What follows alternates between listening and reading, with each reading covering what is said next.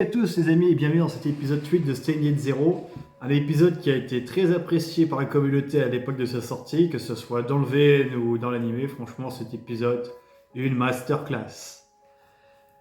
Donc, comme d'habitude, vous connaissez la chanson, abonnez-vous, ça fera du bien. On est 97% à pas être abonné, donc voilà, un petit pouce, un abonnement, un partage. Et on est parti sur cet épisode 8. Donc on voit Okabe qui découvre Kurisu dans la ligne alpha, donc c'est bien la ligne alpha du coup dans laquelle il est. Donc la ligne alpha c'est la ligne où Kurisu est vivante et où Mayuri est morte. Ce qu'on pourrait appeler aussi la vraie timeline, si je dis pas de conneries, il faudrait que je regarde et puis sûr que ça se passe comme ça en vrai. Donc voilà. Donc Okabe, bah lui forcément il est choqué, il est très ému avec parce que bon bah c'est quelqu'un qui lui manque énormément Kurisu, ce qui peut se comprendre avec toute la relation amoureuse qu'il y a eu autour. Donc il la prend direct dans ses bras, il la câline et voilà, Kurisu sent qu'il est pas trop lui-même, qu'il y a un changement bizarre, que c'est peut-être pas le Okabe de sa ligne. Et voilà, c'est un moment vraiment sympa à voir franchement. Donc voilà, il apprend que Mayuri est morte, donc là ça lui confirme bien qu'il est dans la ligne alpha.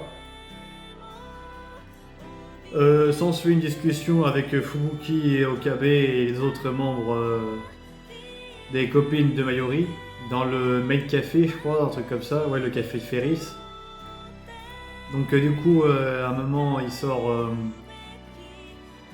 On voit la photo de Mayuri lorsqu'elle s'amusait avec eux. Ils expliquent qu'elle est morte plus ou moins d'une crise cardiaque, un truc comme ça, je sais plus. Et à un moment, Okabe sort à tout le monde et ça a choqué tout le monde. Il sort. Et s'il existait un univers où Mayuri est vivante et tout, là tout le monde est choqué en mode mais qu'est-ce que tu racontes mec, c'est toi qui l'as choisi en gros cette ligne là. Enfin les autres le disent pas mais c'est un peu le ressenti qu'ils ont. Par contre Daro lui il le prend direct, il dit viens on va à part, il le plaque contre le mur et puis il lui fait bien comprendre il y a des choses qui se dit pas, c'est toi qui l'as délibérément choisi cette ligne là d'univers. T'arrêtais pas de dire que t'as tué Mayuri, que c'est toi le responsable. Que voilà, t'as décidé de choisir cette ligne-là, donc au bout d'un moment, assume un peu tes conneries. Donc il commençait, je crois, à parler du téléphone micro, ou je sais plus s'il en parlait. Mais bref, voilà, il l'avait détruit apparemment, et ça a beaucoup affecté Daru, parce qu'il se dit, putain, voilà, on peut plus rien faire, maintenant c'est toi qui as tout choisi, t'as pété les plombs, voilà, au bout d'un moment, faut assumer. Donc, plus ou moins après cette discussion, il y a Kurisu et Okabe qui parlent un peu de Mao, Esquinel et Amades du coup, parce qu'il dit qu'est-ce qui se passe dans ta timeline pour que tu les connaisses, c'est pas normal et tout. Bon, voilà, il discute un peu de vite fait, c'est sympa à voir vite fait. Et là, Kurisu dit bon, allez, je t'emmène quelque part et tout ça, donc il va sur la tombe de Mayuri. Et là, il est encore plus ému, il s'effondre complètement, et Kurisu insiste pour lui dire non, retourne dans ta ligne d'univers et tout, c'est là où est ta place. Là, je sens que tu n'es pas bien, ça me fait mal au cœur. Enfin, c'est pas ce qu'elle lui dit exactement, mais c'est un peu ce qu'on ressent dans le discours en tout cas. Donc voilà, il décide de renvoyer un email parce qu'ils ont du coup.